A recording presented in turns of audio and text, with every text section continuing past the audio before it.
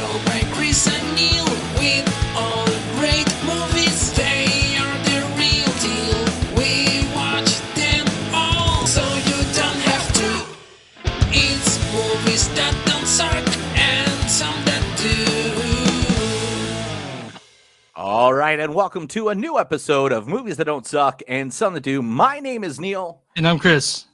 And today we are bringing you two movies that are out there in the viewing world for you to watch.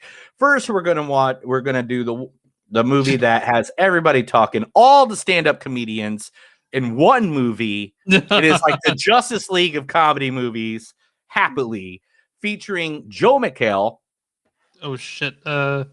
Sorry. Here's Johnny.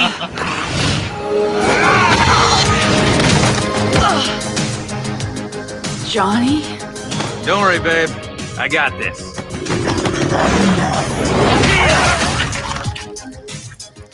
All right, boys.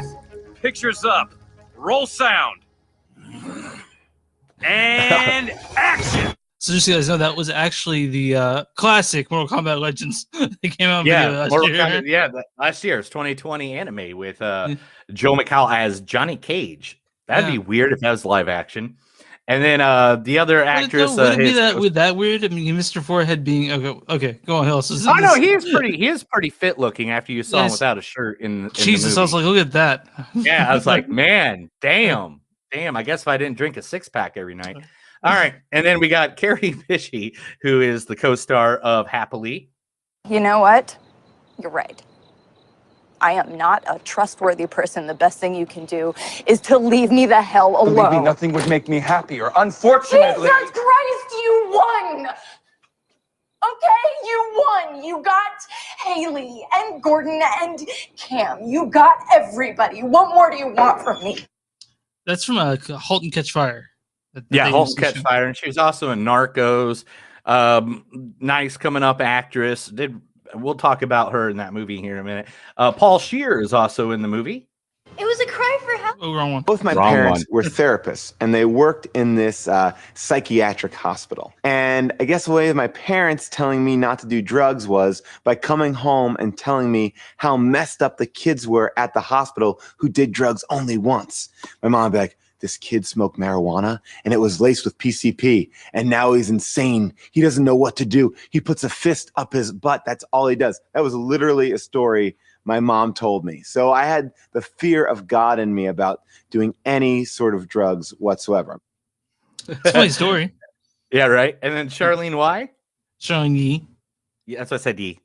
It was a cry for help. Help. Help. When will you help me? Where's the tube? It's help. It's help.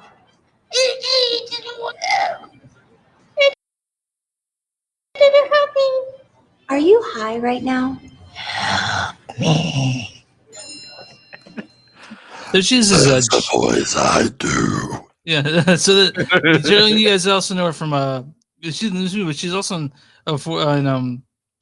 that's 40-year-old version. She was also in Knocked Up. This is 40, but Knocked Up. She's also in that as Jodie, same character. Yeah. Also, other people in that movie: Shannon Woodward. Al Madrigal, dude. Al Madrigal. Yeah, Al Madrigal. Stephen Root. Adam Morales. John Stephen Daly. Root. Oh, Stephen Root.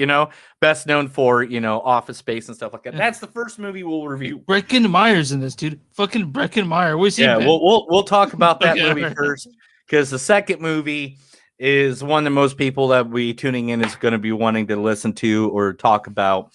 And that, of course, is the one I've been waiting for ever since it was announced. The one that I am going to just rip into like a son of a bitch with all my notes, because that's what I do with comic book movies. And that is those on camera just now. That was there. Okay, that's where I did not pick my note. Okay. It wasn't a pick. It was a scratch. Anyway, Jerry Seinfeld reference, if anybody knows. Anyway, and that is Zack Snyder's Justice League, aka the Snyder Cut. Okay, I mean, I don't have. You really mean like us to have like a couple? Oh yeah, I guess I gotta say names first. Yeah. Superman. Henry I will not suffer tonight sober just because you hid your sausage in the wrong royal pantry. I'm not killing anyone. Not over the petty squabbles of men. Ooh. Ben Affleck as Batman. I'm sorry. Excuse me. Sure. I was just looking for some honey. Could you help me out? Right in front of you. Well, could you be a little bit more specific? What are you? Blind? Yeah. So that's one of the shit chance of a movie I called Daredevil. Daredevil, the director's cut was good. Just like, never mind. Anyway, we'll talk about that later. Gal Gadot as Wonder Woman. Godot, by the way. That's what I said. I was just listening to my voicemail. Oh, likes to hear from me when I'm trying on lingerie. Yeah, it's one of her things. Keeps the spark alive. She has a cute little wink. That's from the Keeping Up with the Millers? No, Keeping Up with the Joneses. Okay, Keeping the Millers. Yeah, and then Ray Fisher. You know, he might be a little shaky, is all I'm saying. You might think that, I don't know, he might be a little shaky. You don't remember the last time he saw you? You remember why I'm pissed at him? I don't think so. So And that was. what can I tell you from experience? And that was from. Gosh dang! How long is that clip? You gave it to me, dude. Season 3, episode 5 of True Detective, right? True Detective, correct. Did you? I'll be honest. I didn't watch that last season. How was it? And that was a great season. I think True Detective. They have like lowers. They have seasons that are not like season like 2 as good. Season 2 sucks. Like, we can just say that. Right? Okay. Yeah. Anyway, moving on. Who else is in this movie? The man who I locked eyes with once. He was so beautiful. He was a sexy, sexy man. Jason Momoa. This is your own doing. This is not your land. You shouldn't be here. But don't worry. I'll be seeing you. I'm really glad that they got him to do it. Like, I was thinking right when they were starting to cast Justice League and they mentioned Aquaman. I looked at Aquaman and I'm like, look at this fucker. This. Yeah, who's gonna be the I thought it was gonna be like who's the guy who played Zach Morris? You know, John Paul Gosselaar. Yeah, yeah, John Mark. But did I ever tell you the story of I actually met Jason Momoa for half a second? No, I want to hear the story. I didn't get a picture or anything or any kind of proof, but there, at Planet Comic-Con in Kansas City, they got the Tommy Costello Costello paintings that they always had the big display. Yeah. He was walking. I was just sitting there looking at paintings, like I always, because I love looking at original art. And it just so happened, Jason Momoa just was like standing right next to me, looking at paintings too. And I didn't notice it because I was looking at paintings, and I looked up and I was like, "Hey!" and he just like, he goes, "Hey man, how you doing?" I was like, "How are you doing?" He's like, "Can't complain." I was like, "Well, that's great. That's fucking amazing. I hope you have a good day, man." And he's like, "I hope you have a good day." And he just walked away. And I was just like, should have got a picture. Maybe asked for an autograph. I was right there.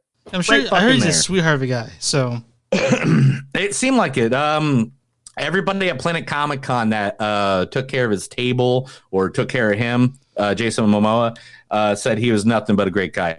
And the last but not least, the fifth one the sixth one, I should say, of the Justice League itself, Ezra Miller, The Flash. Oh fuck, dude! I don't think you didn't download it. Hold on, I can do it. Keep going. I can do it right now. No. We'll forget about Ezra Miller, The Flash. I sent you clips, you asshole. I got it. I take time. I got it. Man. Also in the movie, we have everybody. Come on, I got it right now. I just give it 3 seconds. Okay, go for it. Okay, what the? You got it right now. What's happening here? What's going on? That's Excalibur. Did you win this at like a fair or something? No, I bought it online on a Lord of the Rings sex memorabilia paraphernalia site. Yeah, that's from the lead scene from Trainwreck, right?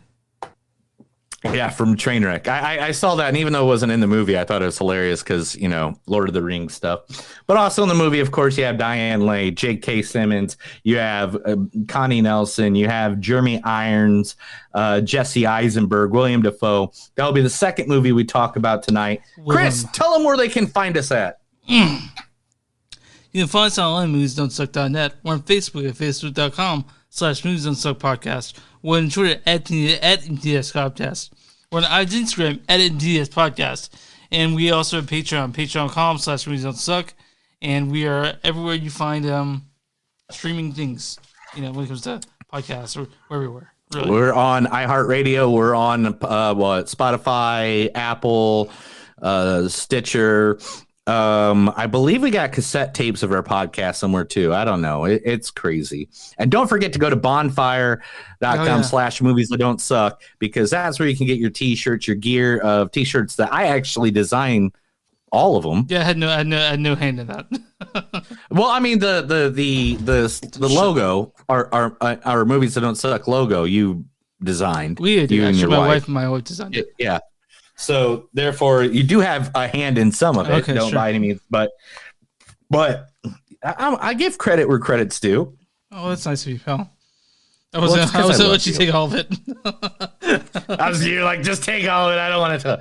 All right. And every week we love to give a good shout out to one good old local business. And today we're going to do a local business that's in Kansas City, Missouri, straight from across the street from where I used to live. One of my favorite places to ever go. Strange Brews? And that is Strange Days Brewery. Yeah. Yes, Strange Days Brewery.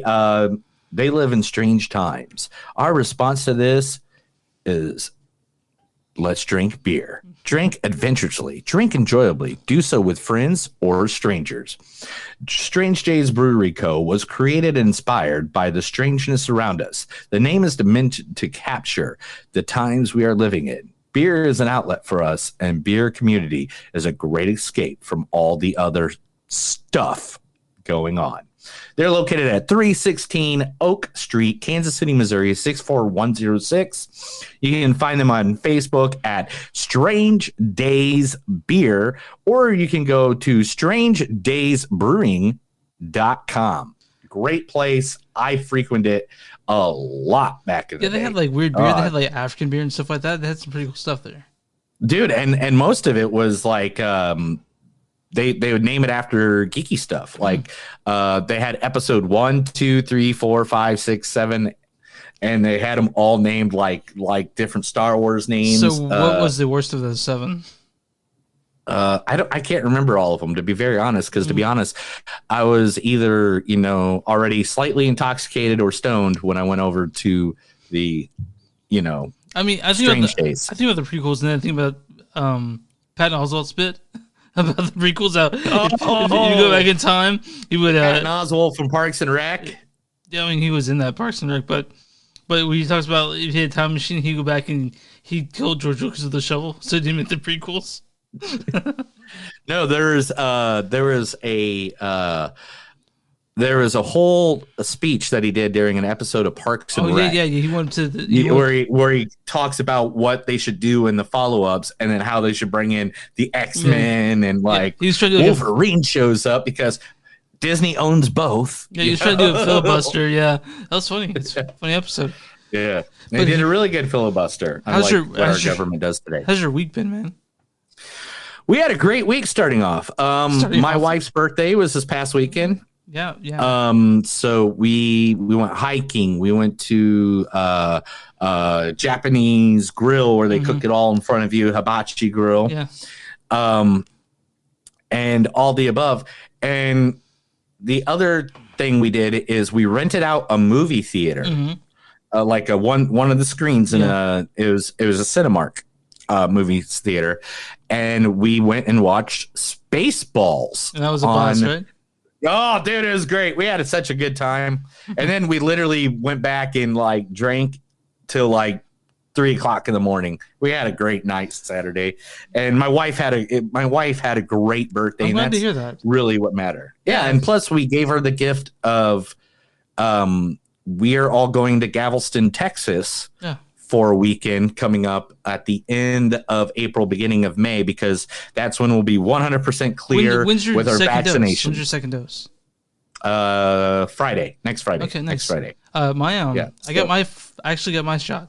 So I got my first dose. Nice. Was it Tuesday or something? Either way, my arm doesn't hurt anymore, but it hurt it was like actually like noticeable. The next day I was like, man, my arm's fucking sore. Everyone says the second shot is the one that like it. Yeah, my arm was sore too. Like people were like the rest of the people I was with, nothing really. But me, I was like, dude, my left arm feels like I just like fell out of something and landed on shit. For like the next couple days, man, like it was like crazy. And everyone's saying the second shot's like the ones that make you feel like sick. So whatever. But I get my second shot. In April, mid-April. And I don't sleep a lot. Like I'm usually like a 5 to 6 hour kind of guy. Fuck you, man. I don't know how you do that. I don't like. I feel like sleep wastes his life away. I have a question. Are you the type of person that like, let's when I come over to your place, like I sleep in, but actually, I think I actually officially hit middle age because now I'm not sleeping there. I wake up like 8 o'clock on the weekend. I can sleep in, but my thing is like I've always been a night person, so like I like staying up late, and but I usually wake up by 9 a.m. 10 a.m. latest now, and so I could be up till 5 a.m. and still wake up at like 9 10 a.m. man. And it's weird, but when I got the shot the next day I slept for like 12 hours. See, I had to wake up for work. So, yeah. All right. You ready to get into this first movie? Because we got a lot to talk about tonight, and this movie is not it. I mean, I haven't spoken. Cut, I mean, we've been talking back and forth, but I guess the audience doesn't want to hear about our banal minutia or everyday life, do they? Yeah, we want to get these movies going so we can get to that Snyder cut. Because to be honest, when we get to that Snyder cut, I mean, because we still have a news segment to do, and I got a lot of news, and I'm going to try to cut it down as much as possible. Fine. I have a really, really important piece of news that's really making me happy. That was just announced last night that I am so happy for. I can't wait to tell you in the news segment. Is it making me happy too? I know, probably just me. But you'll know, it'll make you happy because you'll know the excitement I have because of how much time and effort I have put in my life into the announcement. Okay. All right, let's do this. Happily, right? Happily. Directed by David Grabinski. He is known for things like Are You Afraid of the Dark? He's apparently the writer for the reboot of Are You Afraid of the Dark, right? You know and don't forget Skip Trace. What is Skip Trace? Do you fucking? It was the movie with Jackie Chan and Johnny Knoxville. Really? You never saw that? Yeah, no. You saw this? Yeah, huh? it was. Oh yeah, dude. Anytime Jackie Chan's in a movie, man, I love Jackie Chan. Like Rumble in the Bronx. Yeah, you know, I remember freaking. Rumble in the Bronx. Yeah, I remember Rumble in the Bronx. The Tuxedo, Rush Hour 1 and 2 and 3. Oh yeah, and 5. Okay, yeah. So who's this starring, man? Starring in Happily is first Joel McHale. Here's Johnny. That's all we need when I play all this again. You know, I take drinks when you play the clips. That's okay. Kerry Bishe in it? No. Kerry Bishe. Who? I'm sorry, I was hiccuping because I had to swallow the beer so quick. Kerry. I'll do it long enough so you can take a gulp of beer. How about that? No. Don't do that. Kerry Bishe? Is that it? You know what? Bishe? Bishe. You know what? You're right. I am not a trustworthy person. The best thing you can do is to leave me the hell alone. Believe me, nothing would make me happier. Both my parents Unfortunately, Jesus Christ, you won. Okay. And yeah, that's good. And then we got Paul Scheer. Both my parents were therapists, and they worked in this psychiatric hospital. And I guess the way my parents telling me not to do drugs was by coming home and telling me how messed up the kids were at the hospital who did drugs only once. Okay. Yeah. And all the above. Oh, and of course, Charlene Yee. It was a cry for help. Help. Help. Yeah, that's good. Oh, play the whole thing, man. I love that whole thing. That one was funny. Anyway, Also, this also stars Al Madrigal, is it fucking Natalie Morales, John Daly, Breckin Meyer, Kirby Hal Baptiste, and Stephen Root, man. You got to remember Stephen Root. You got to remember. You got to remember. You got my stapler. Yeah. They took my stapler, and they took my. I'm gonna burn the building down. Yeah, it's good stuff. I'm gonna burn the building down. I'm gonna burn it. Anyway, I'll go ahead and read that storyline or that for everybody. Yeah. A dark romantic comedy. Tom and Janet have been happily married for years, but a visit from a mysterious stranger leads to a dead body, a lot of questions, and a tense couple's trip with friends who may not actually be friends at all. So basically, Joel McHale and Kerry Bishe play Janet and Tom, and they fuck all the time. They've been married 14 years, but they're constantly fucking. They're constantly fucking, and they never fight, and they just have a wonderful. It's kind of like that couple we know, like the one we play D&D with all the time. All the time, they just go at it. Weird. Who are you talking about? No, I'm not going to say names. Anyway. Yeah. Okay, we'll talk about this later. It rhymes with house. Anyway. But yeah, so they are they're like the honeymoon phase that any relationship has. They've been in that for 14 years, and their friends are fucking sick of them. Me and my wife are the same way. Like we are like, we just absolutely love each other. I love my wife too, man. More than anything. But anyway, these people do go the extra 5 miles. Yeah, extra 10 miles, really. But anyway, so their friends are like, these people are fucking crazy, and basically, I don't want to give you that much away because it's a fun movie. Would you call it fun? Yeah, and it's kind of like one of those movies that has a little mystery to it, and I love the fact that it's funny, it has a mystery to it. It's hilarious. Yeah. And the people that play the different parts, they play off of each other really well. It's kind of like, and I don't say this in a bad way. It's kind of like a play. It's kind of like a Broadway play. I could definitely, with the limited storytelling part of it, I can definitely see this being a play. Sort of right. I could definitely, I didn't think about it till just now, but yeah, you're totally right. It could be a play. And me, I'm really big into the Broadway, like the play style of movies, like all the boys in the band, Malcolm Marie. But to me, Malcolm Marie, it really benefited from the cinematography. This one didn't really need that. Now it had the best cinematography, but it had a lot of weird turns in it, a lot of weird, there's some good jokes and there's a good storytelling. And at some point in the movie, you just didn't know who was doing what, when and where and who and where this was all going to go. Like, I thought, like, there's 3 different times in this movie where I was like, I don't know where this is going right now. Oh, yeah, yeah. Because of random stuff that just popped up. And, and then you see early on in the movie when Joel McHale hits in the pool, and you're like, "Damn, look how cut that dude is!" Like, you're like, "Yeah, that's what I was saying." Like earlier when we said that maybe he should play Johnny Cage. Well, he's too handsome to be a comedian. He's one of those guys that I saw an interview with him, and it's weird who I saw interview him. It was on Stone Cold Steve Austin's show, Straight Up Steve Austin, and he was like, "Man, I put my hands out there and everything, just." Everything to try to attempt to just do something, because he goes, it's not the fact that I wanted to be famous, it's the fact that I just wanted to be busy. I'm gonna call him Mr. Forehead a lot because he's got one of those giant foreheads. What? Take your hat off. Let's see your forehead. I don't want to show the listeners. I don't want to show the listeners the crop of hair I don't have. Is that why you're like, me and him are forehead brothers? Yeah, well, whatever. But yeah, it's basically everyone's a couple. Charlene Yee and Breckin Meyer play Greta and Richard. And fucking, I haven't seen Breckin Meyer in fucking anything recently. Like he was like a big guy back in the late 90s, early 2000s. Yeah. Now he shows up here, does like 3 lines, but he's in it at the very least.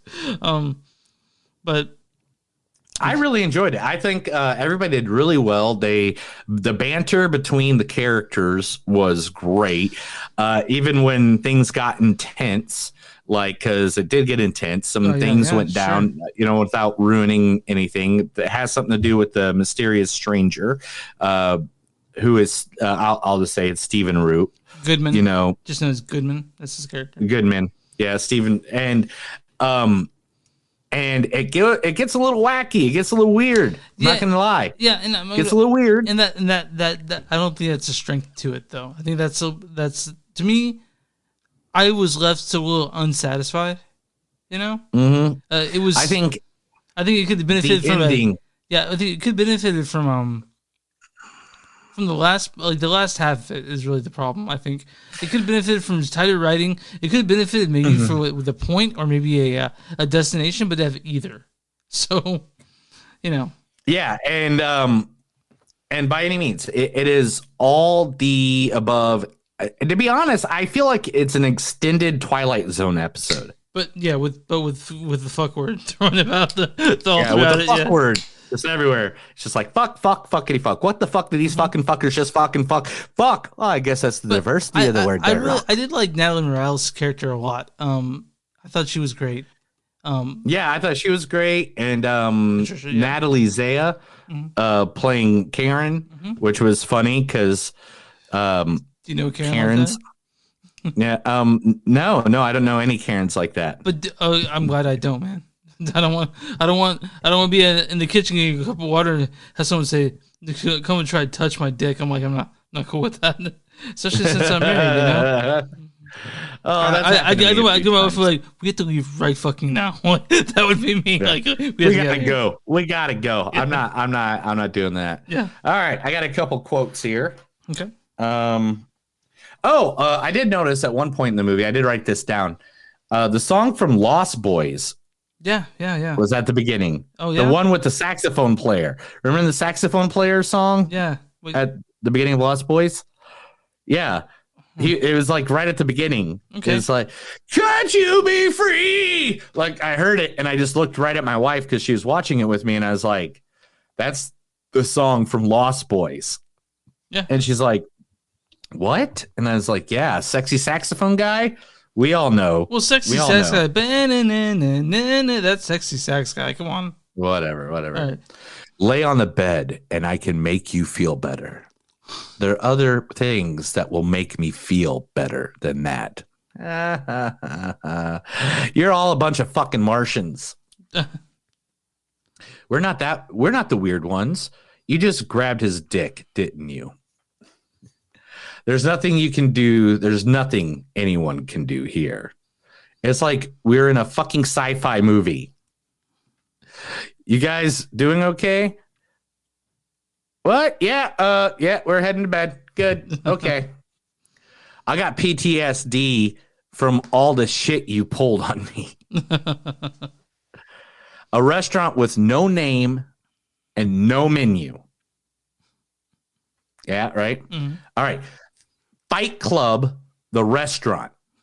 First rule of Fight Club, the restaurant, make a reservation. I ate a whole bag of weed gummy bears. I'm extremely high right now. Oh my God. I sent a guide to your house with some Twilight Zone story about your sex life. There will be no weird sex stuff. This is just a chat. And he wants to take away all your hope and leave us with nothing. That's it. That's what I got. Okay, so what is your score on this? I'm going to give this a 3.8, man. I really enjoyed it. I think there was parts of it that lacked. That's why I'm not going to go higher, give it a 4.0 or anything like that. But I really feel like it was a good movie. It was funny. I'd watch it again. I think there's some parts writing wise would be a little bit better. To me, this movie suffered, especially in the last half. I'm not giving it a horrible score, 3.4 from me. But, okay. But I definitely left it feeling just not satisfied. Maybe that's just me. Maybe it's just my sensibility in movies. But I don't know. It didn't hit me or how I wanted to. But I'm glad I saw it. Yeah, it was a good movie. And to be honest, I hope they make the sequel. Happily again. I don't know. I was just kidding. Okay, so we do a Rotten Tomatoes score on the show, and Neil will guess the audience and the tomato meter for the critics. But what is the audience score on this? 76. 35%. Holy shit! Yeah. I did not expect that, I think people who don't watch movies that much aren't used to dark comedy like this, because it is dark. It's definitely some dark parts. It is a very dark comedy. All right, now, what do you think the critics get this? 54. 71%. Oh man, I should have gone opposite on that. Critics consensus is happily struggles to fully realize his ambitions, but at its best, this intermittently intriguing drama makes pointed and frequently funny observations about modern relationships. I don't know if I'd call this drama. They're calling it drama. I'm not sure I would. I mean, by comedy, maybe.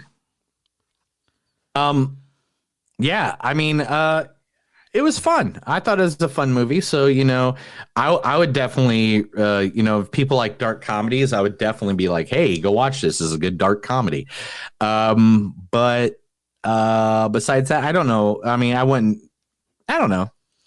Did you see who one of the producers was? No. Jack Black.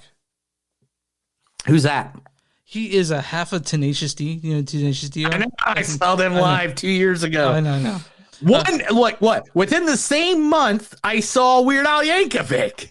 Yeah. So Tenacious D were great live, weren't they? Oh my God, they're amazing. Okay. We saw Tenacious D and Weird Al, and I wanted to see Mac Sabbath, but I missed him. Sorry, pal. Can't all win. You can't get it all in. Okay. So I think we're ready for news, aren't we? Yes, news. It was a crash. Oh, wrong one. Sorry. This is the Movies Don't Suck and Some That Do News. My name's Neil, and I will be your anchor, telling Chris stuff that he will surprisingly act like he didn't see last night.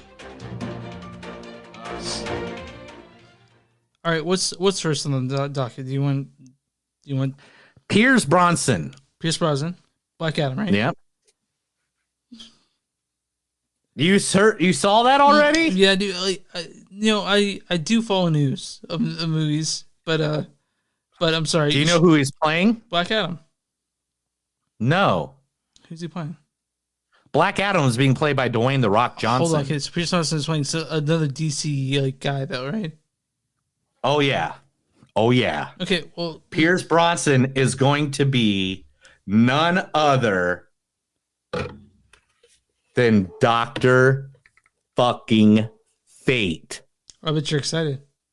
Are you gonna put that on? No, really? I didn't pull out. I messed up everything. My hair and everything. I don't think I could do it with the headphones on. Okay, fine. I can't do it with headphones on. But you had that ready to go. Here, I'll do it once. There it goes. All right, that's good. I like that. Can you hear me? Oh, kind of, yeah. Kind of. Yeah. All right. I'm doing the rest of the podcast in this helmet now. Please don't, dude. I'm real big on having good audio quality, and so that would I drive. can't hear you. I'm real big on having Say that again? good. I'm really big on having good audio quality. So having you with that helmet on would drive me the fuck nuts. But yeah, Pierce Brosnan is going to play Dr. fucking Fate. I would never in a million years ever think Dr. Fate was coming to the big screen. Dr. Fate is going to be a main part of the Black Adam movie, and I am stoked. I mean, he's an older fellow. He's 67 years old, so it's been good to see that he'll be jumping. Well, that's cool. He will fit the because is it Roy Parker. Gosh dang it, I'm messing up names. I have so many different names in my head right now. Fisher? Because Is that you think of? No. Okay, I'm thinking of Dr. Fate, Kit Nelson, and then Roy was later on down the line when it was the weird one. Okay, so Kit Nelson is who he'll play. which is the son of an archaeologist who was taught sorcery skills and given the magical helmet of fate. The character was created by Gardner Fox. Remember that name because that's going to come up later. And Howard Sherman. Okay. Well, that's cool. Yeah. I know Chris Brosnan's and me joined the DCEU, but that also has to. We'll talk more about that later. But you know who also is joining the DCU? Who? Ron Livingston. Oh, Office Space, basically. Yeah, Band of Brothers. Yeah, he is going to be taking over the spot as Barry Allen's dad, Henry Allen, in the Flash movie. So what's gonna happen if he gets $1 million? He's gonna do nothing. Then he's gonna do nothing for the rest of his life. See, I do 2 girls at the same time. You do 2 girls at the same time, bro. Black Widow finally is getting a release date, and it is July 7th. So are you going to the theater? July for 9th. This? Oh, July 9th. Oh, you'll be going to the theater for this one then, right? It's going to be dual. It's going to be dual. I know, They're going but to do what it are you on gonna Disney, do? and I don't know. It matters. Well, I mean, I'll be good at the time. It matters how much money I have, to be honest. Yeah. Well, know. It's not going to be free on Disney. It's going to be premium access. It'll be $30, like Rayo, the Last Dragon was. So you better off going to the theater to see it there. So, American Horror Story, you a fan? Not really. I mean, I watched the first season. The season 10 has been announced. It's going to be called Double Feature. That sounds interesting because I mean the themes are never ending. So do they have a cast for it yet? American Horror Story, yeah, it's the same people. It's always the same people. In fact, talking about a member of American Horror Story, Evan Peters. I gotta say something real quick. I watched the first season, I watched the second season, and then when Coven came on and it started, I'm like, fuck this shit, this is ridiculous. So I stopped watching the Harry Potter shit in the third season. We watched Covenant being filmed. Coven? Yeah. Where? We were in New Orleans. Oh yeah, so you guys they warded off some places you couldn't be at because they're filming. We accidentally were drunk stumbling and went behind Bourbon Street somewhere and everything was closed off. There's all this stuff going on. We're just like, what? What's going on? And they're like, they're filming American Horror Story. And it's like, what? Yeah. All right. Yeah, Evan Peters, also known as Quicksilver in the latest WandaVision, is cast as Jeffrey Dahmer. In a Jeffrey Dahmer film? Yeah, it's Ryan Murphy's Monster, which will be on Netflix. I remember the Dahmer film with Jeremy Renner played Jeffrey Dahmer. Do you remember that? Yeah, I remember that. Yeah. Let's go back to our place, take some pictures. I was like, but yeah. What's next on the list of Warner Brothers is going to be nixing the same day HBO Max releases at 2022 as part of a new deal with Regal Cinemas, which will be a 45-day theatrical window in 2022 before they can be released on a streaming platform. Okay. I mean, which makes sense. By then, we should all be vaccinated. If you're not vaccinated, get vaccinated. Look it up online. If someone told you got to wait a month or something like that, it's bullshit. CVS, Walgreens, Walmart, CDC. There's places to go. It was hard for me to find open places. Like I called my doctor and they said you can get you in mid-April, but I went to this Twitter called KC Vaccine Watch, and they'll let you know when appointments are open. But you had to do it right then. So I was able to get my vaccine. I got my brother scheduled for Sunday, and I'm very happy to be part of the solution to the problem. Right. Yeah. And that's the thing. So make sure you get vaccinated. You ever heard of Santana? Yeah, I know who Santana is. Who is it? He's a musician. No. You're thinking of Carlos Santana. You're thinking of Santana. You're thinking of Santana. This is Zantana. Who's Zantana? Zantana. Who's that? She's the magical hero in the DC universe. Mm-hmm. She's a magician. The writer for Promising Young Women Promising Young Woman, filmmaker Emerald Fennell has signed and is going to be writing the Santana movie for the DCEU, and it will be produced by none other than J.J. Abrams. In Santana? Carlos Santana? No. Okay, well. Oh.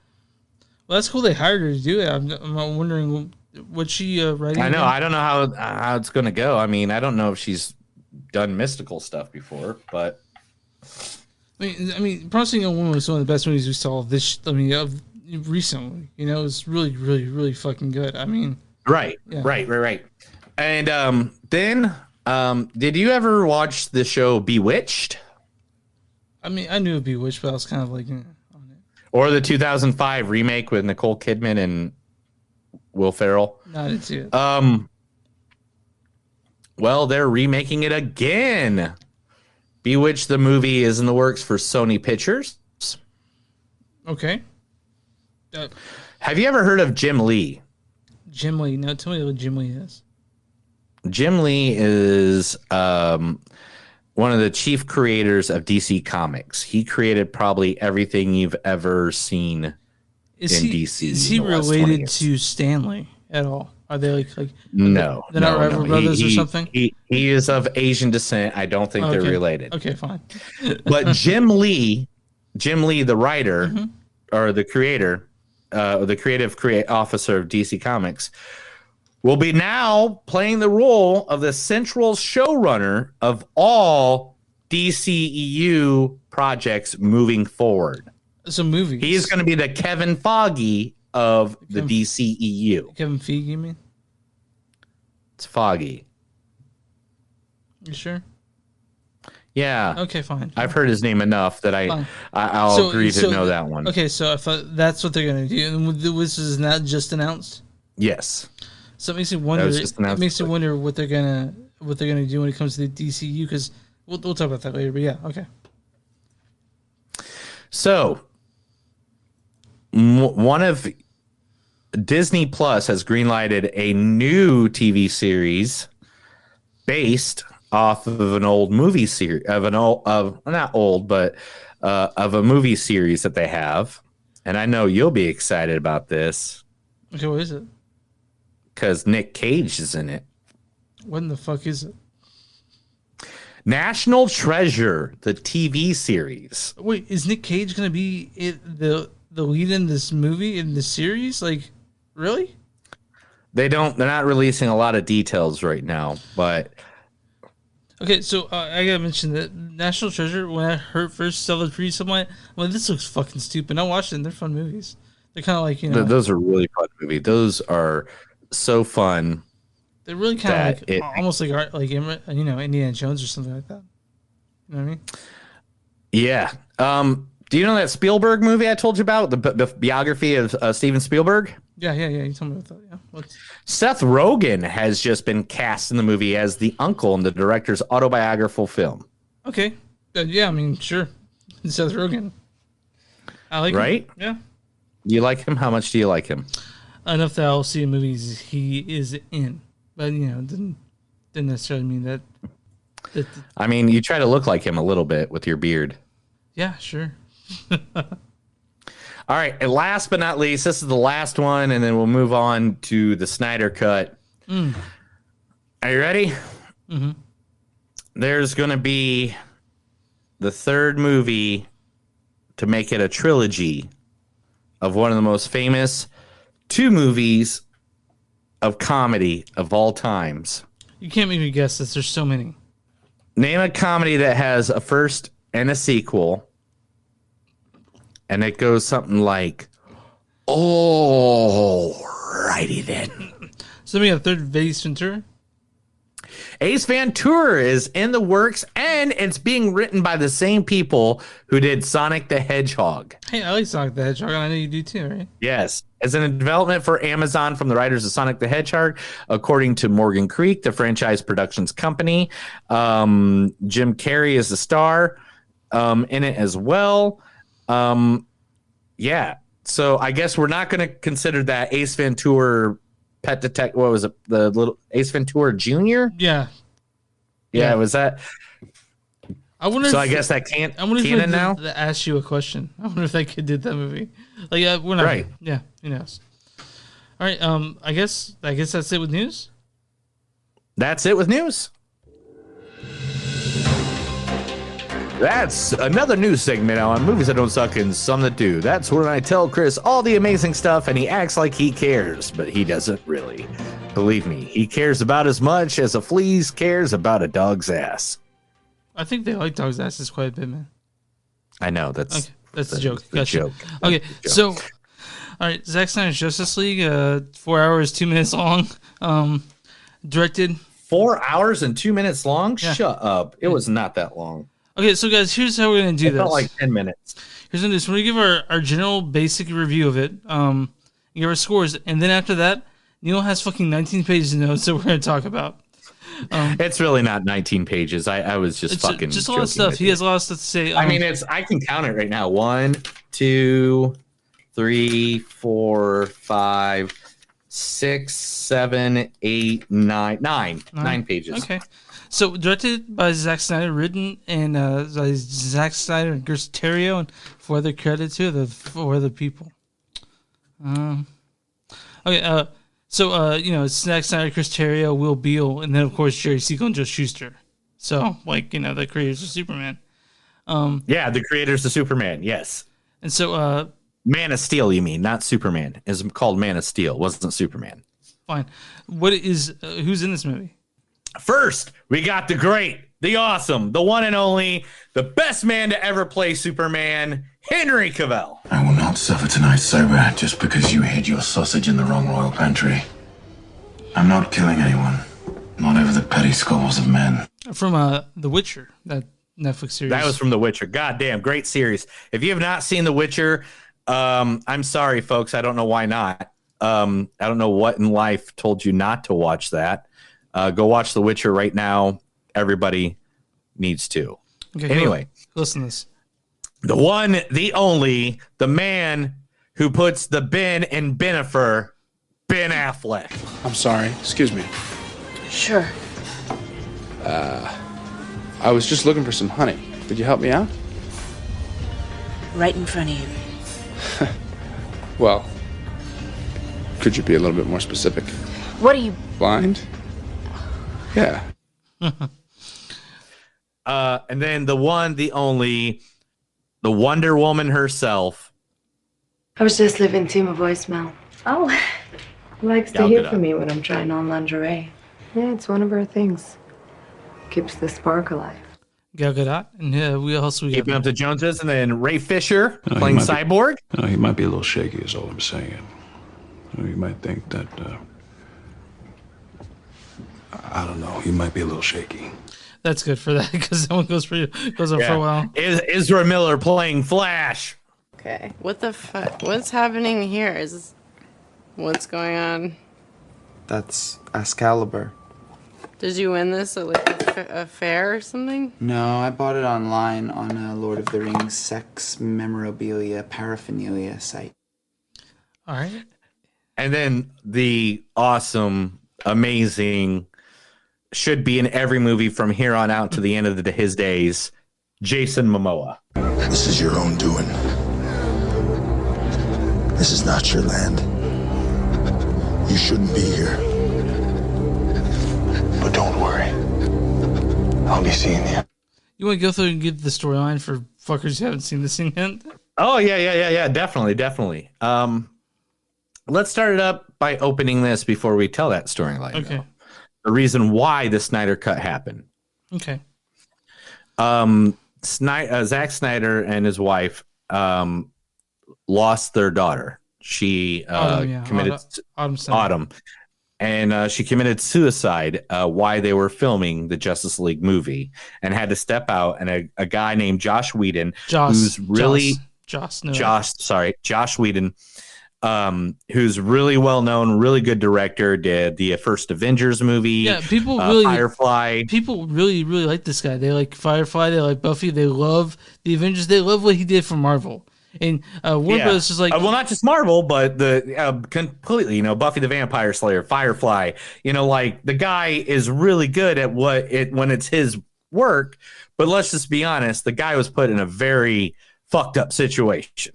Yeah, and so the thing about Joss is that Warner Brothers saw what he did for Marvel, and Marvel at this time has been struggling since this, and DC's been struggling against the Marvel juggernaut that had happened, and they probably thought they could get some of the magic from Joss. But what Warner Brothers didn't realize is that because Zack had to snap out because of the tragic situation. Yeah, and so what DC doesn't realize is that Zack Snyder has a very specific direction. It's very specific.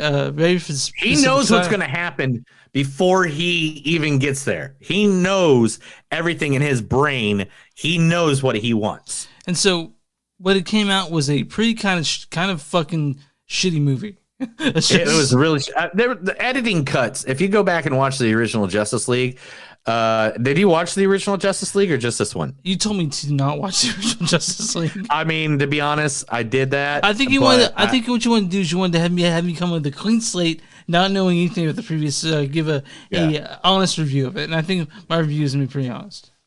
Yeah, and the Whedon one was it was so like it didn't make sense. There's a lot of parts of it that just never made sense in it. It was just like there's so much weird. But anyway, let me read this Zack Snyder's Justice League storyline. Determined to ensure Superman's ultimate sacrifice was not in vain, Bruce Wayne aligns forces with Diana Prince with plans to recreate a team of metahumans to protect the world from an approaching threat of catastrophic proportions. The task proves more difficult than Bruce imagined, as each of the recruits may face the demons of their own past to transcend that which has held them back, allowing them to come together, finally forming an unprecedented league of heroes, now united. Batman, Wonder Woman, Aquaman, Cyborg, and The Flash may be too late to save the planet from Steppenwolf, Desaad, and Darkseid and their dreadful intentions. So this movie actually picks up right where Batman vs Superman: Dawn of Justice takes off, right? Like right where that. Exactly. And I have to say this right off the back. I was really harsh on Man of Steel and Batman versus Superman, but now seeing the actual of where the entire story was going, damn. I fell asleep during Man of Steel. Gotta be honest. You fell asleep during Man of Steel? Yep. You hate Kansas that much, huh? No, but you hate people from Kansas that much. You can't watch the one superhero from Kansas. He's not from Kansas. He's from Krypton, and I felt. Oh yeah, he was raised on Krypton, huh? He wasn't raised in camp. And so I got a question. If you were born in London, England, but raised in Texas, are you from London, England, or are you from Texas? I'm from Texas. Gotcha. All right. Yeah. So listen, guys. This movie's 4 hours long. This will 4 hours of awesomeness. So if you do a half day at work, you're basically watching this movie. It's long. But here's the thing, and you need to make it. It is 4 hours long, but it is divided in 30-minute parts. Each part is 30 minutes, 30 to 40 minutes. And as soon as a part ends, you could stop, go away, come back the next day, and watch the next part like you do a sitcom. Yeah, it wasn't. I mean, that was originally how it was released that way, and like episodic installments. But you know, Zack Snyder had a vision, and his vision was one big long ass movie. Alfred Hitchcock has a scene. He says that movies should never exceed the limits of the human bladder. But he couldn't pause his movies like he can do with Justice League. It's only available. This movie was originally supposed to come with an intermission, too, if it was going to be played in the theater. But it's not released in theaters, sadly. Yeah, it is. Who's doing it? What studios? They're releasing it for charity. All the proceeds will go to charity. Okay. Zack Snyder's releasing it in the theater. I have it somewhere. I have that story. There's so many stories that was about the Zack Snyder on the news segment that I just surpassed them all because I knew that'd just be too much. I didn't want to be a dick and just overload you with stuff. So we can go ahead and give our score so we can get to the big meat of this, because like Star Wars or other super movies, it's hard to talk about and get into without spoiling the fuck out. So just so you guys know, after you want me to get the quotes real quick? I got a few quotes. Do the quotes, and then we'll do a score, and then we'll get into the meat of it. It's like leading lambs to the slaughter. Evil does not sleep. It waits. Maybe these barbarians don't use a gate. They're already here. You know a lot about monsters, especially how to make them. Oh, and I even got a note. Jason Momoa had extra sexy time. Extra sexy time? Extra sexy time. They did a lot of slow-mo with Jason Momoa and his nipples. Yeah. You owe him 50,000 more worlds. He will forgive you when you pay your debt. With everything you can do today, I can't wait to see what you can do tomorrow. I like that line. I thought that was a really good line. What are your superpowers again? I'm rich. I laughed hard at that. Yeah. Is he coming now? Because we want all. Oh, is he coming now? Because we're not all going to fit in that car. Make sure I mark that for deletion. Fix that for you. No, you don't have to. It's fine. Relax, Alfred. I'll take it from here. Do I even know you? You know what? I'm going to discuss fight like fighting the devil in hell. Now let's hope you're not late. And I'll just keep it there because I got it. I got so many more. We'll mention during the other thing. So what's your score on this? And I want to hear your score first before I give mine because I'm. Oh my God, no! You're gonna do this to me, aren't you? Fine, I'll give mine first. It's a 3.7 for me. Oh, nice! You gave it a more decent score than I thought you would because you hate superheroes. I don't hate superheroes, but go on. Yeah, you do. I want to hear your score.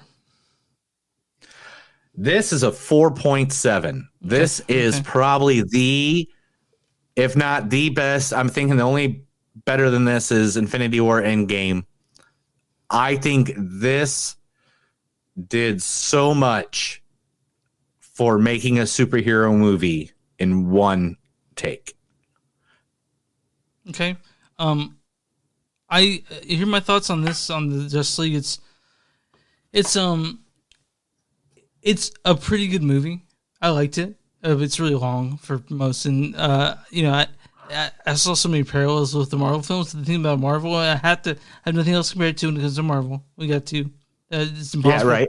I get that. The best of the Marvel films are way better than this movie. Oh, because you like the comedy stuff. Yeah, I mean, but to me, like they're better done. I think Zack Snyder has a very specific directing style, and it works for things like 300, which I think both you and I really like 300. Right. I like Watchmen, but I miss the Squid Monster still. But I thought this movie was kind of a mess. I thought it was a really kind of, and this is not a slag on Zack Snyder. This is his thing, right? But to me, I don't think his editing style, his style works with this movie. To me, this is a total personal preference on Zack Snyder's directing style. But it was beautifully shot. The motion was there. Like the motion was there. Cyborg's story, I thought, was probably the most convincing part. Yeah, I guess he was the heart of the story. Yeah, and then of course they had his dad who played who's Dyson in Terminator 2. He's been doing shit like that for like 30 years, right? And then, right. But again, I liked it. It was really fucking long. I really think this movie is made for people who felt betrayed by Justice League, the Joss Whedon one, and so I think for the casual moviegoer, this will be a undertaking that many aren't willing to take. But I agree with you on that. By any means, it could have been separated into the episodes like they wanted it to be. This is a fan. This is a movie made for fans, and they want redemption. You know. And guess what? We fucking got it. Okay, so mine's 3.7. Yours is a 4.7. You went a full point above me. This is probably far most, and this ain't me just being like, oh my god, I love Zack Snyder. Because to be honest, you can even ask the man that's on the other side of that lens for me. I was not a Zack Snyder fan. I've made fun of the Zack Snyder fan and the Nolan verse a lot. Because I mean, that's my favorite DC movie in the past 20 years is The Dark Knight. That's a brilliant film. No, it's shitty film because all the plot holes and they destroy Batman, Joker, and Two-Face. The Joker was Alan Moore's. Two-Face within 24 hours. It was Alan Moore's Batman, Joker. It was Alan Moore's Joker in Dark Knight. We're not talking about Nolan verse. Okay, we're talking about the Snyder verse. Okay, so this is going to be fun for you. We're going to go to Rotten Tomatoes. What is the audience score on this movie? 73. 96%. Yeah! But because the fans love this movie. They love right now, at this moment, over 850,000 people have retweeted restore the Snyderverse. Okay, so critic score. They're going to go low. It's going to be like 82. 73%. Oh, I should have gone. Here's the consensus. Zack Snyder's Justice League lives up to the title with a sprawling cut that expands the fifth director's vision and should satisfy the fans who willed it into existence. Yeah, and but there's an audience. There's audience consensus too because there are over 25,000 ratings on this movie by the audience. And the thing is, let me read the audience consensus real quick. Mm-hmm. With more action, more character development, and double the runtime, this is the epic Justice League that Zack Snyder fans are asking for. Right. So, let's talk about this for 5 seconds. Okay. All right. Before we jump into my part of it. Name a superhero movie before 1995. Batman. Name another superhero movie before 1990. Batman Returns. Name another 1995. When did Batman forever come out? Superman. Oh, Superman. Batman. A TV series, Wonder Woman. There was no Spider-Man. There's no There's Captain Hulk, America. though. There's Lou Ferrigno as Captain. Yeah. So that's the one thing Marvel ever brought to the table before that. And Captain America, the Captain America movie that no one saw. Yeah, they did. I know. I remember. I saw it. But we don't talk about that. Anyway, so the thing is, you are bringing two masters, people that actually have some of the highest grossing films of all time, and putting them into this movie. Well, can I say something really quick? Just really quick. Yeah. For people who have not seen it and you have children, this is rated R. And for people who haven't seen it and are still listening to this podcast, from this point on, I am throwing it up. This is going to be a spoiler warning. I'm going to spoil some parts of it, not all of it. But to be honest, the original was out in 2017. And this is now 2021. I mean, it has some of the same parts, but not really. To be honest, but we will definitely I dare you, Chris. I dare you to go watch the original Justice League and just watch it. Not even the whole thing. Watch like the first hour, and you will see the editing. You will see the shittiness that was that movie. So when it comes to spoiling the movie, when are we going to do that? We do that after you finish up this part here, because yeah. Let me talk about this for a second. All right. This movie, and yeah, it was fan justice. But the thing is, this movie told the story of like 5 major stories throughout the entire DC universe.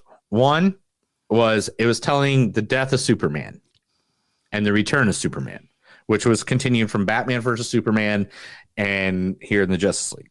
And that follows the comic books when it comes to yeah, it didn't follow it exactly, but it like Batman versus Superman kind of did with the death of Superman. But the return was nothing like the comic books. But still, except for the black outfit. The black outfit is a thing because in the comic books he wore the black outfit because it helps absorb the sun more to give him more power. Okay. And that's why he wore the black. 2, do you remember the video game Injustice, Gods Amongst Us? Yeah. The fighting Mortal Kombat style. Yeah. Injustice 2, Gods Amongst Us, straight up that whole nightmare sequence stuff that they did. Straight from that. Yeah, that's straight from there. The entire big part of these stories were from 2 major plot lines, and one was the Injustice video games, and the other one was the New 52 comic book line. Okay. Do you remember the New 52? No. Okay. I'll make it as short as possible. Okay. There's a thing that happens called Flashpoint. Flash goes back into the past and saves his mom from ever dying. She never got murdered. Okay. All right. And then he comes back and realizes, oh shit, he fucked the world up. So then he has to go back and let his mom be murdered. But even though because he did that, he made a ripple effect that resets the entire DC line. And that's called the New 52. And when the Justice League get together for the first time in the New 52 is because of the antimatter equation that Darkseid is looking for, which is a main point of this storyline. Steppenwolf originally was like, I want to make good with Darkseid. And then all of a sudden they say those words, antimatter. Is it antimatter or it's something anti-life? else. It's anti-life. It's something like that. Is it anti-life or is it antimatter? Where the hell did it's definitely write that antimatter. But it matters because that's actually the main point of the storyline. But the antimatter equation, anti-life equation, anti-life equation is. Come on. Okay, but anyway, that's what Darkseid is gets in the comic books, and that's why they all form together to go after him. Okay. So we get that, and we get that. So basically, it was Zack Snyder combining all these storylines together, and I didn't see it in Batman versus Superman, and of course, I didn't see it in the Whedon version of Justice League. I was like, I don't know what they're really going for here. I don't get this. I don't get what they're trying to fucking do. And Whedon's was weird. Like some shit just did not add up. But then, go ahead. But then Zack Snyder, after he saw apparently he never saw the original Justice League. Apparently his wife and no one said not to break your heart that way. And so, yeah, because his heart was already broken at that point. Yeah. And so, but yeah, man. Do you want to give that spoiler warning right now? So we can just... I'll give the spoiler warning because I'm going to tell you the differences between Whedon and Snyder.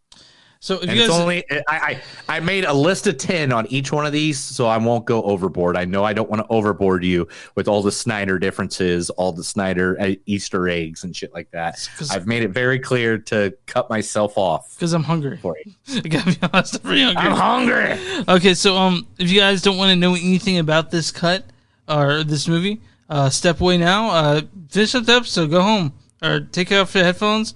Go. Have a good night. Movies don't suck and something to do. We love you. All right, now let's go. Let's do this. Okay, so differences. All right, difference. Of course, was the rating PG-13 and R. They had some fucks in there. Yeah. Some of the best fucks I've seen in movies in a while, by the way. They changed it from widescreen to 1:33 ratio. The ratio is a big deal for somebody. They're like, "What the fuck is this?" But like, to me, if a director has a vision, you should let him act it out. You should let him do the vision. I don't have an issue with the aspect ratio of it. The humor was dressed down because the humor that Whedon added into the original 2017 was not. It didn't fit in. It didn't fit in. The Flash. But it dressed down. Go ahead. Yeah, but they had good humor in it, but it was done the way it should have been done and not slappy like the first one. Barry Allen was the comic relief in this thing. Yeah, by any means. All right, so at the beginning of the Josh Whedon, Josh Whedon cut. Josh, no S, no H. Yeah, Josh, whatever. Whedon's cut. Okay. How that movie started was that Batman grabbed one of those flying things and was like trying to interrogate it, and then Wonder Woman shows up. And that was nowhere in this entire movie. That was a Whedon reshoot. Okay. 100%, right? Yeah, I do know that they changed the beginning of it. I heard that right away. People were like they changed. The whole beginning was different. Yeah. The whole beginning was different. Alfred scenes, a whole bunch more Jeremy Irons, which I loved. Yeah. Like I especially love that scene with him and Wonder Woman making tea. Oh, yeah. Like, I thought that was just funny. Like you could tell he wanted to just take over it. In the Whedon cut, the Flash, and there's a line between Batman and Flash, where Batman told Flash, because Flash got like all what's the word? He got all like nervous or was having an anxiety attack, and Batman said, "Just go save one life. If you could save one life, then go save another life. Then go save another life." That was in the original Justice League. And he goes and saves this Russian family that's on the border of where that whole big attack at the end happens. None of that was in the entire fucking Snyder cut. And then on top of that, Flash didn't save a small Russian family. Nope. Instead, they saved he saved the entire universe, I guess would be the best way, right? Mm-hmm. He also saved a girl. Yeah. See? Martian Manhunter popping up. That was a cool thing. The Iris West, Flash's future girl, was in it as well. She cute, yeah. Aquaman was more brutal in this than he was even in his movie. I heard that in the original one that he oogled Wonder Woman, kind of creepy with her, and they cut that out of this one. Yeah, but Batman's the creepy one there. Come on now. Let's all be honest. They refocused, like in the Whedon cut, the Cyborg story was not the heart of the movie. In this one, Cyborg story was the heart of the movie. That was Snyder's a whole intention with the original, though. And then Joss was like, nope, never mind. Yeah, and that's why Ray Fisher was like, that's why Whedon's racist. That whole thing that happened. Really? Yeah. I didn't know that. Okay. Yeah. Ryan Choi, the guy who helped Cyborg's father in the lab, that's the Atom. Okay. The superhero, the Atom. Oh, okay. He wasn't mentioned in the first one. Darkseid is literally everywhere in this fucking movie. He was only in one little scene, and they barely mentioned his name in the first movie. Okay. In the first movie, the way that Steppenwolf gets defeated is by fear. They make him fear the Justice League, and those little parademons can sense fear, and they kill him. His own demons kill him. Damn. Yeah, right. Flash time travel. They re-added that. Lex Luthor. Can we just say how much Jesse Eisenberg actually looked like Lex Luthor at the end of this fucking movie, and not like the long-haired weirdo in Batman vs Superman? Okay, I mean, sure. I mean, and then they got Deathstroke at the end of it. Was he in the? Yeah. Was he in the original one? He was in the original, yeah, but he didn't tell him that his name was Bruce Wayne. Okay. And then last but not least, the first time ever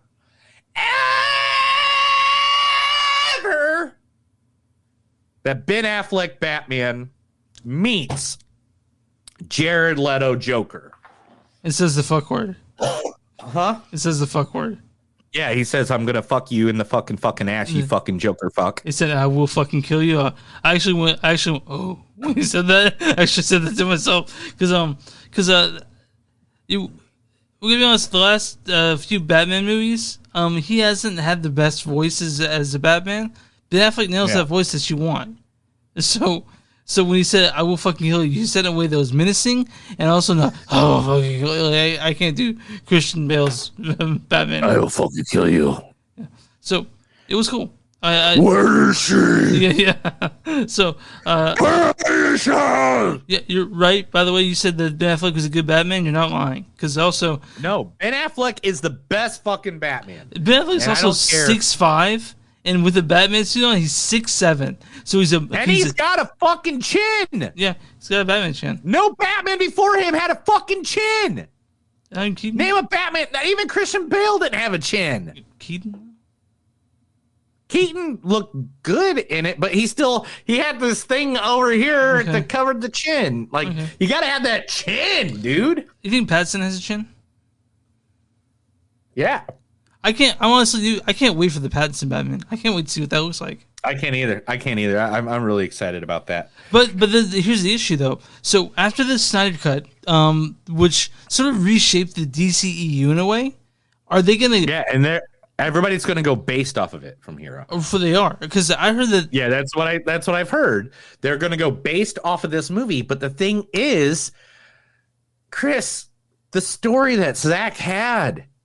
Oh my God! I read the board story. I read the storyboards for 2 and 3, the Justice League 2 and 3, and how the other movies set that up. Justice League 2 is going to be the Legion of Doom. Okay. All right. So Lex Luthor, the Riddler, and stuff like that. The Batman movie with Ben Affleck was going to introduce the Riddler and all that, and those people that were going to be in the Legion of Doom. The Flash movie was going to introduce those villains.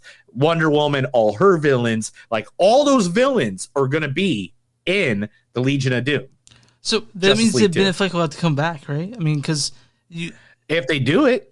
Yeah, because now... I mean, at this point, they're not going to do it. They're going a whole different way now. Well, okay, so, for example, The Batman, which is the Robert Pattinson one, that's going to happen. That's been filmed. That's going to be done. But that's canon. It's not going to be a Joker? Like, with separate? Yeah, it's not even part of this. Okay. So, do you right now there is a hashtag on Restore the Snyderverse, right? Like that they want people are so pleased with Justice League, Zack Snyder's Justice League, they want that to be what things based and off. To be honest, after reading the storyboards of what was going to happen, all right, this is what's going to happen. Big major spoiler, because if these ever fucking happen, I'm ruining them for you right now. All right, this is what was going to happen. Lex Luthor gets the Legion of Doom together with Deathstroke, all the villains, right? Do you remember seeing the pregnancy test? Yeah. And Lois Lane's thing? Yeah. All right. Lois Lane is pregnant. Oh. Right? So with the Superman's baby. Right? We'll talk about that in a second. Okay. And then you know how Flash comes back and says, "It's Lois. What are you doing? What are you doing?" Sorry, my dad's texting me. Okay. Sorry, putting it away. It's over. Yeah. It's over. Yeah. Give me 10 minutes and we'll be done. All right. I'm making this as short as sweet as possible for you. All right. So Lois is pregnant, right? And you remember that the Flash comes back and he's like, Lois Lane, she's the thing, save Lois, to Batman. Well, Lois is pregnant. And then you find out that Batman and Lois hooked up at Clark Kent's funeral, like a week after or something like that. Yeah. Really? Right? So then it goes back and forth where you think it's Batman's kid, you think it's Superman's kid, and then Darkseid pops up finally with his his troop of soldiers, right? And he finds out that if he kills Lois Lane, he can have Superman. Superman will be on his side, which was a storyline that was in the Injustice Gods Amongst Us video game. And he kills Lois, pregnant Lois, who's like 7 months pregnant Lois. And Batman finds out that it was his kid, not Superman's. And Batman sacrifices himself to get Superman back in the right headset. So then Superman in the Justice League, after Batman sacrifices himself, takes on Darkseid and comes to the end. But then the end of Justice League 3, after the whole nightmare scenario, the whole third movie was going to be that nightmare scenario fucking vision. That's how the whole movie was going to be. And at the end, you find out it really is Superman's father, but they told me it was Batman's the father the whole time. And she takes him to the Batcave and says, "This is your father's cave. you're now Batman. And then Superman and Lois's son becomes the new Batman. Right? Yeah, okay, that's going to change things for sure. Because you see the nightmares that Bruce has, he is there. And he... Yeah, but he dies. He dies. But you think that's going to happen in this version, in this DCEU? Well, I mean, he died in... was it Batman versus Superman? He dies. He gets fucking laser beamed by goddamn Superman. All right, but all right, fine. But, all right, man. But it was a good story arc. Listening to it and seeing, because Jim Lee, who is now in charge of the DCEU, he drew it all up, man. He drew it all up, and I saw it. I sat there and read it, and fucking A, dude. So that would have been... Let's be honest, because all the other movies were in between. The Batman, Cyborg, Flash, Flashpoint. All these other movies would have been in between making that story happen. All right, man. Well, let's see what they do, right? Like this sort of Zack Snyder's Justice League. He didn't get paid for this, by the way. He did it for free. No. Yeah, I mean, because they already got paid for making it originally. Yeah, and the Warner Brothers, he didn't want Warner Brothers to tarnish his vision. But now I think they sort of have a choice to make when it comes to doing the rest of the EU based on this. What's Are you ready? Here's a comment I'm about to say, and this one I just got to throw it out there really quick. Jared Leto revisioning of the Joker that way was fucking awesome. Okay. I liked it. I was a big fan. I'm not going to invalidate your opinion on this. So... Because everyone has really? I don't know why you do that. Anyway, okay. All right, really quick. I'll give a few Easter eggs and we'll throw it out. We'll be done for the day. Okay. Like I said earlier, Ryan Choi. He's the guy that takes over the Atom for Ray Palmer. He was the lab assistant. Court Landon was the name of the ship that Aquaman saved. Mm-hmm. That is the name of On Raid's book. In Rain, Fountainhead. Mm-hmm. That's a construction site in Fountainhead, and that's the movie Zack Snyder has been trying to make for like 10 years now. I don't like Ayn Rand. She's like a conservative, sort of Republican hero. So, so anyway, so the part where Flash saves Iris West, in the car, and the semi comes to hit him. Yeah. On the side of the semi is Gardner Fox. Okay, cool. Right. Gardner Fox is the creator of the JSA, Justice Society of America, and the the Justice League, and he's also a famous Flash writer as well. Okay, so they gave props to him. Yep, why he was in there. The squid face mask that was sucking people's information out. Yeah. That was a reference to Starro, the first villain in the Justice League actually faced in comic books. Okay. Yeah. The box that the container that the mother box was in the laboratory. The Infinity Stone? No, it's a mother box. To me, they were like the Infinity Stones of this. No, fine. No, they're completely different. Fine. That's like saying a sword and a gun is the same thing. They both kill people. Okay. That's what that's like. Okay. But the box that the mother box was in that created Cyborg, the number was 61982. The first appearance of Cyborg was in the first appearance of Teen Titans, June 19th, 1982. Okay. Yeah, right. Jerry the Cop. Okay. You know that Lois Lane kept bringing him coffee? Yeah. That was Mark McClure. He played Jimmy Olsen in the original Superman movies in the 1970s. Nice. That's cool. Yeah, he was Jimmy Olsen. The guy talking to Jim Gordon, the African-American fellow that was giving him the report right before he goes up on the roof. Yeah. That's Jay Crispin Allen. He is a big part of the Gotham Central Cop comic book, and he also becomes the Spectre in future comics, which is a big being that controls everything. Do you think he'll be in a movie based on the Spectre? Who knows? Okay. Who knows? Right. I mean, this is all, I don't know what this all is anymore. The Green Lantern that you see in the big fight, that is Yolan Gur of Sector 2814, that is Earth. And he was the first Green Lantern to get the color yellow not to be a weakness anymore. And the first one to get wood as his weakness. And then a town beat him to death with wooden clubs. Of course. I mean, they probably saw the Ryan Reynolds version. All right. Flash says, I know sign language. Well, gorilla sign language. That was a nod to Gorilla Grodd, his biggest villain. Ace Chemicals was in the background at one point. Let's see. No Protectors are here, which was a reference to the Green Lantern's corn. Linda Reed, the person that Cyborg gives all the money to, that is the name of Green Arrow's love interest on Earth 2.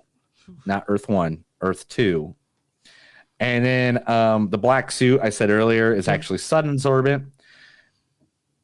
The Luthor escape at the end of the movie, where it's like in Arkham Asylum and they go in there, someone looking like him and he's all crazy and fucking laugh. That is exactly out of The Killing Joke. How Joker escapes. And last but not least, the Joker card that Jared Leto Joker holds up, the face of it is the actual original Joker, the first Joker from the comic books, introduced many years ago in the Batman comic books. That's cool. All right, so that's Easter eggs for everyone. Your Easter egg. So, real quick, that was Justice League, guys. Let us know what you thought. You know, if you thought Neil was stupid about it, if you thought I was stupid, that's fine. Just let us know. Next week, what are we watching? Next week, we're doing Nobody. Yeah. Nobody! And Godzilla versus Kong. Yes.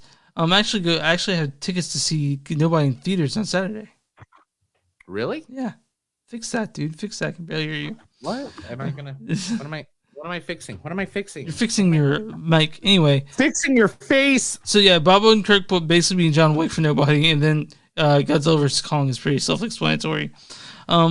You can visit us online, moviesdon'tsuck.net. We're on Facebook, facebook.com/moviesdon'tsuck podcast. We're on Twitter @MTS Podcast. We're on Instagram @MTS Podcast. We have Patreon, patreon.com/moviesdon'tsuck. We also have a bonfire /movies-that-don't-suck, whatever. And then also we are on all streaming platforms. It includes YouTube, includes Facebook, also includes Spotify. The edited versions of this podcast come out on Sundays or Mondays. Mondays, Tuesdays, Wednesday, whenever. Depending on how lazy I am. Always before the next recording, though. And Neil's showing me his Dr. Fate helmet. I got you, bud.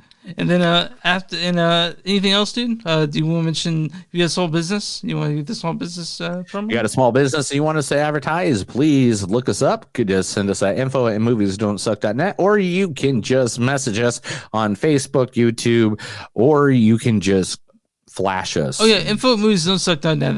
That's like our pod email that we never use, but we do check it. I use it every day. Okay, you ready? You good? I'm good. You good? I'm gonna make sure we're good. Let's do it. Let's get out of here. This is another episode of Movies Don't Suck and Some Do. My name's Neil. And I'm Chris. And remember, guys, every time you watch the Snyder Cut, just thinking of how happily you're going to be. And remember, AKA #restore the Snyderverse.